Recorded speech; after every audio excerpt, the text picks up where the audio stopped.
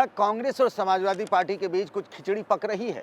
क्या अगले लोकसभा चुनाव यानी 2024 के चुनाव को लेकर अखिलेश यादव और राहुल गांधी के बीच चुनावी गठबंधन हो सकता है? ऐसे कुछ संकेत तो नहीं मिल रहे हैं, लेकिन अखिलेश यादव के ताजा बयान ने इस अटकलों को एक नई हवा दे दी है।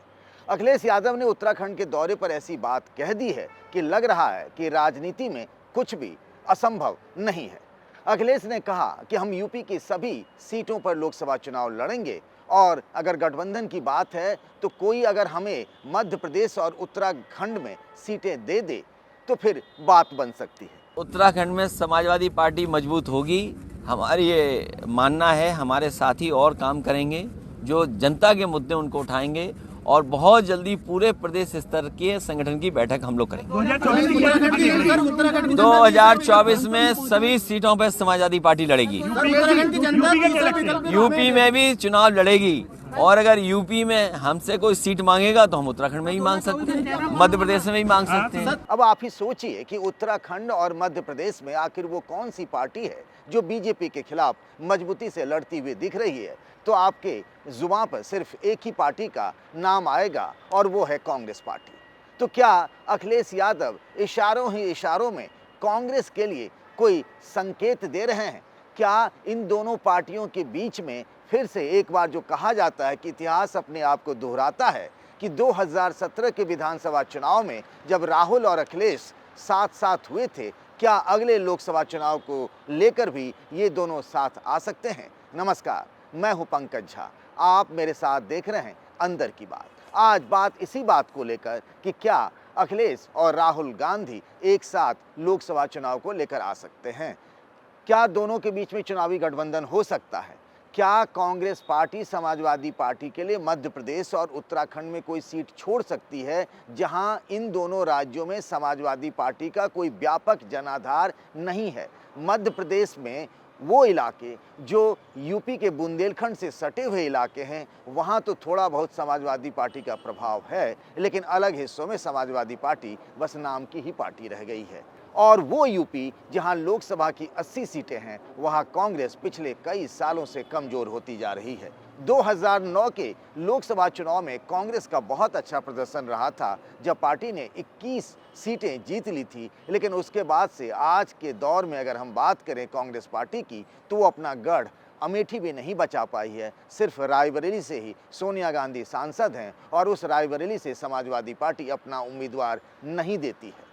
तो क्या ये दोनों साथ आ सकते हैं, या फिर अखिलेश यादव ऐसे ही माहौल बना रहे हैं? भले ही राहुल गांधी इन दिनों भारत जोड़ो यात्रा पर जम्मू कश्मीर के इलाके में पहुंच चुके हैं, लेकिन क्या इन दोनों के बीच बात बन सकती है? वैसे हालात में अगर पिछले हफ्ते की हम बात करें तो तेलंगाना के खम्मम में साथ साथ दिखे थे अखिलेश यादव, अरविंद केजरीवाल, भगवंत मान और तेलंगाना के मुख्यमंत्री के चंद्रशेखर राव। वहां तो बात हो रही थी कि गैर कांग्रेस गैर बीजेपी एक थर्ड फ्रंट बनाने की बात, और अचानक से बात बदलते हुए ऐसा लग रहा है कि क्या वो कांग्रेस की तरफ दिख सकते हैं, उनसे हाथ मिला सकते हैं अखिलेश यादव। ये कहा जा सकता है कि राजनीति में कुछ भी नामुमकिन नहीं है। अखिलेश यादव और उनके जो एक तरीके से कह सकते हैं कि बिहार में जो गठबंधन चल रहा है, उनसे उनकी करीबी रिश्ते हैं, इसमें कोई दो राय नहीं है। नीतीश कुमार खुले तौर पर कह चुके हैं कि बिना कांग्रेस के बीजेपी के खिलाफ किसी विपक्षी एकता की बात नहीं की जा सकती है। अब सवाल ये उठता है कि यूपी में लोकसभा की 80 सीटें हैं। अखिलेश यादव पहले ही आरएलडी के साथ गठबंधन कर चुके हैं, यानी जयंत चौधरी के साथ, और अब जो जानकारी मिल रही है उसमें ये है कि वो चंद्रशेखर आज़ाद, जिनका अपना आज़ाद समाज पार्टी है, और पश्चिम यूपी में जो नौजवान दलित हैं उन पर पार्टी धीरे धीरे पकड़ बनाने की कोशिश कर रही है, उसके साथ वो गठबंधन कर सकते हैं।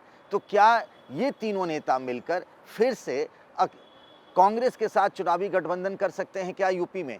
यूपी ही वो जगह है, राजनीतिक ज़मीन है, एक तरीके से कह सकते हैं अखिलेश यादव के लिए, कि राष्ट्रीय फलक पर, राष्ट्रीय राजनीति में अगर उन्हें अपने पांव जमाने हैं, जिसकी इच्छा उनकी नहीं है, लेकिन हाँ, वो दूसरी पार्टियों के साथ मिलकर बीजेपी के खिलाफ एक मोर्चा बनाने की कोशिशों में ज़रूर जुटे हैं, ऐसा वो करते हुए दिख भी रहे हैं। आपने उन्हें देखा होगा कि दिल्ली में जब चंद्रशेखर राव की पार्टी के लिए जब वहाँ पर पूजा हो रहा था अपनी नई पार्टी के लिए, ऑफिस के लिए, वहाँ भी अखिलेश यादव लगातार दिख रहे हैं।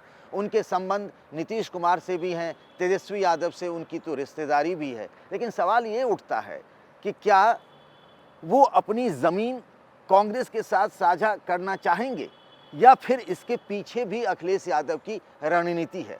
कहीं ऐसा तो नहीं है कि एक माहौल बना रहे हैं, एक तरीके से वो संकेत दे रहे हैं कि अगर कांग्रेस और समाजवादी पार्टी मिलती है, इन दोनों के बीच गठबंधन होता है। कल किसने देखा, अभी तो जैसा कह रहे हैं प्रधानमंत्री नरेंद्र मोदी कि करीब 390 दिन अभी बचे हुए हैं, तो बीजेपी के खिलाफ यूपी में बीजेपी सबसे मजबूत ताकत है।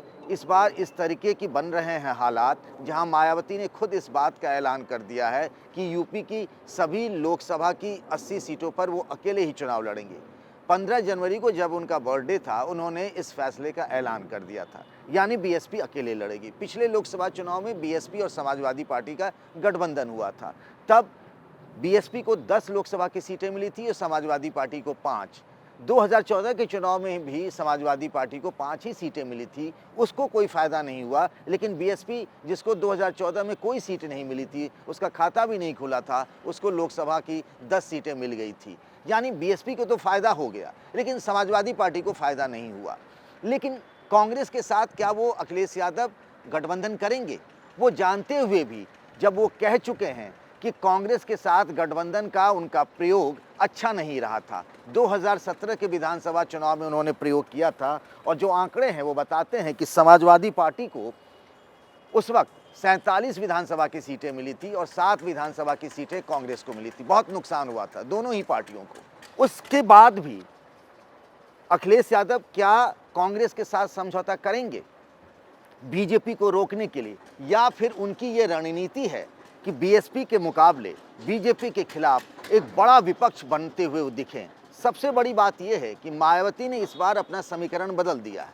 वो इस बार दलित और मुस्लिम कॉम्बिनेशन के सहारे लोकसभा चुनाव में अपनी किस्मत आजमाने की जुगाड़ में लगी हुई है। और इसीलिए आप देखिए कि अतीक अहमद का परिवार, या फिर पश्चिमी यूपी में सहारनपुर के जो हैं इमरान मसूद, जो समाजवादी पार्टी में हुआ करते थे, उनको बीएसपी में लिया गया है।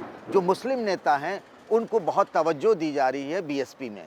उससे इस बात का खतरा बनने लगा है कि क्या मुसलमान टैक्टिकल वोटिंग करता है, और कुछ जगहों पर वो समाजवादी पार्टी के लिए कहा जाता है कि मुसलमानों की पहली पसंद समाजवादी पार्टी है, लेकिन मुस्लिम जब वोट करते हैं तो रणनीति के हिसाब से, स्ट्रैटेजी के हिसाब से टैक्टिकल वोटिंग करते रहे हैं। ऐसा आपने 2009 के लोकसभा चुनाव में भी देखा था, जब कांग्रेस उनकी पहली पसंद बन गई थी समाजवादी पार्टी के मुकाबले। उस वक्त कल्याण सिंह मुलायम सिंह के साथ हो गए थे और इसका नुकसान समाजवादी पार्टी को झेलना पड़ा था। अब जब मायावती पूरा फोकस मुस्लिम वोट बैंक पे लगाई हुई हैं, तो हो सकता है ये अखिलेश यादव की रणनीति हो कि हम इस तरीके का मैसेज दें कि कांग्रेस भी हमारे साथ है, आरएलडी भी उनके साथ है, और समाजवादी पार्टी तो मुस्लिमों का एक बड़ा तबका, मुस्लिम वोटरों का, उनके साथ दिखे, और यही उनका बेस वोट बैंक भी है। इस बार जो वो काम कर रहे हैं कि मुस्लिम, यादव, जाट और कुछ छोटी पिछड़ी जातियों पर फोकस कर रहे हैं। उनको लगता है कि अगर ये माहौल बनाने में वो कामयाब रहे, भले ही कल को गठबंधन ना हो,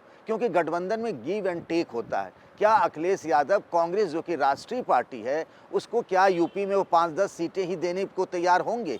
क्योंकि अखिलेश यादव कांग्रेस के लिए बहुत ज़्यादा सीटें गठबंधन में छोड़ने को तैयार नहीं होंगे। उसको लेकर बहुत कुछ, मुझे नहीं लगता कि स्पेस देने की कोशिश करेंगे।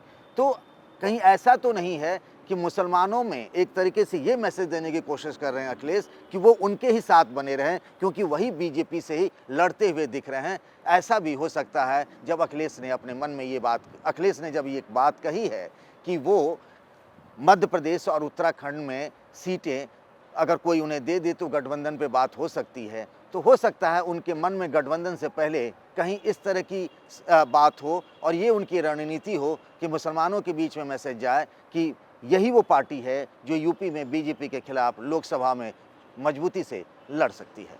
आज के लिए बस इतना ही। नमस्कार।